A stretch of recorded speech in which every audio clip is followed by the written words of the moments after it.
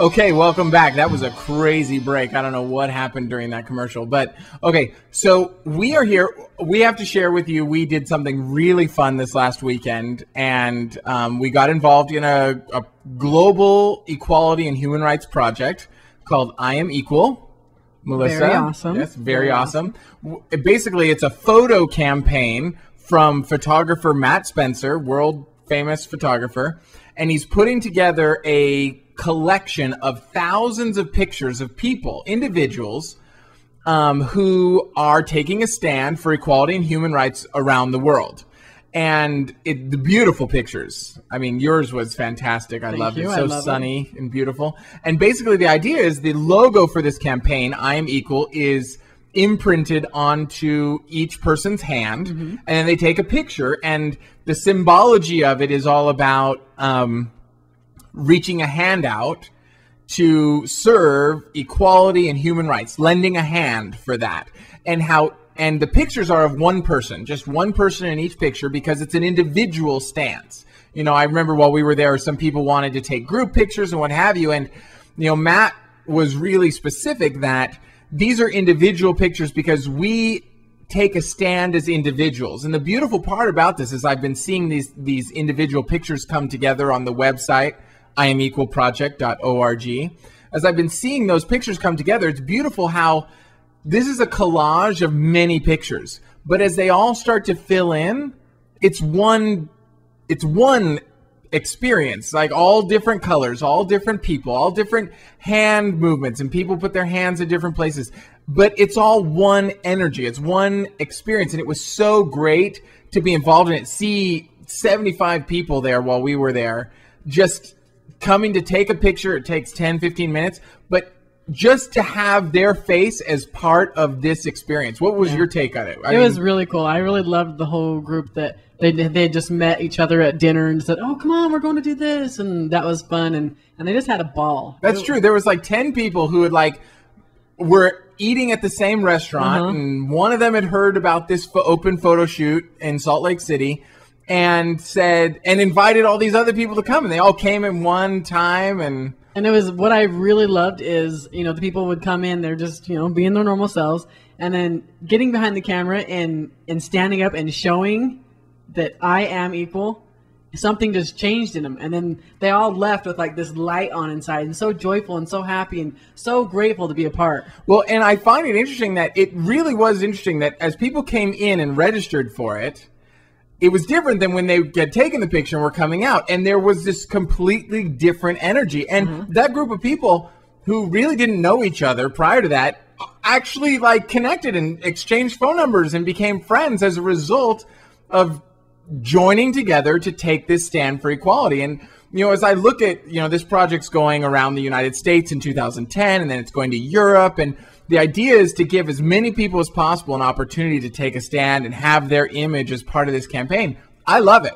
I love that it's about claiming equality, but as an individual. But it's interesting that as an individual claiming equality, I am actually becoming part of the whole. It's like, as an individual, I take a stand and become unified with everyone. And I love it because each person, you know, I see people taking their pictures and making them their Facebook and their MySpace and their Twitter, and people put it on the footer of their email. And it's amazing how every time someone sees that picture, it starts a conversation. That now people are asking, well, what's that picture? And when did you get it? And what's it about? And where can I get mine? It's a conversation all of a sudden about equality, human rights, taking a stand. It's this huge ripple effect. You know, I remember watching the group. It's brand new. I think the campaign's only been around for a month is when it got started. And before this last shoot, there were 400, 500 fans on their group page. And here, a week after this shoot, from just that group of people sharing their pictures, sharing their conversation, engaging people in a conversation about equality, it's almost 1,000 now. That's awesome. Just how that ripple has gone out. And I get that that was Matt's intention when he set out to do this campaign. It was to start a conversation about equality. And where does the conversation start? It starts with an individual, one person taking a stand. And I loved it. Melissa, where do you, as you kind of chose to be a part of this, because obviously you don't have to, but you chose to, what appealed to you about getting involved in this? It was just that point. It was just taking a stand, just a way that I could joyfully take a stand and say, hey, this is what I'm about. Because I think people tend to think of protesting as something that's argumentative or violent or whatever. But this was a way that I could joyfully say, I am equal. And you are my brother. I'm equal. Let's join. That's so true. I mean, as this whole campaign has kind of been evolving, I've been watching it and choosing to be involved in it. The most amazing part of it for me has been to see how people respond to an opportunity to make a statement, take a stand that isn't negative. It isn't confrontational. It's not fighting anything. It's claiming equality. You know, I kind of look back and I see like the civil rights movement in the 60s. Really, that was brought about by a group of whites claiming equality with the blacks and giving them that equal stage, giving them an opportunity to speak. And the more people that chose to step up and claim equality as being a member of humanity, equal to these black friends, brothers, sisters, co-workers, that in choosing that equality, eventually the civil rights movement reached critical mass. There was enough people that had stepped up and claimed equality that it then had momentum on its own. That's true, and that goes for every type of equal rights movement. I mean, look at back in the time for, during World War II. It took powerful Germans to stand up to say, hey, this doesn't work what he's doing to all these Jews and other people.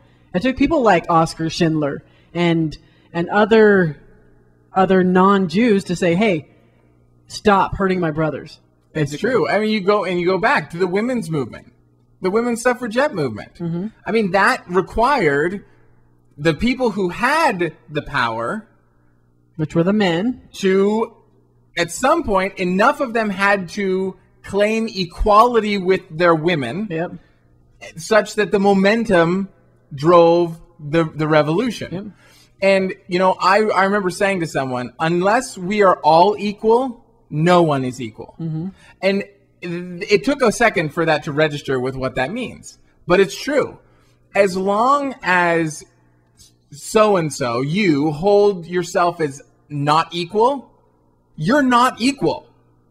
And the beautiful part is, at some point, that's going to come back and get you.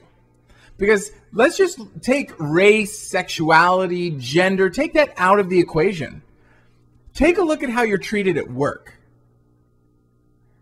Are you treated as an equal? Yes, you may have a supervisor whose job is to be accountable for what's getting done. But are you treated as an equal, as a human being? Or are you treated like an idiot? That you rode the short bus to work and that you are dumb as a box of rocks.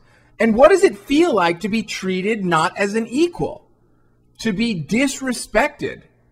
Well, if you know what that feels like at work, now put that into a gender conversation or a sexuality conversation or a race conversation and multiply that by millions of people who experience that. It doesn't work. No. We are either all equal or we are not. So we got to take a break. We'll be back after this. Okay, be back.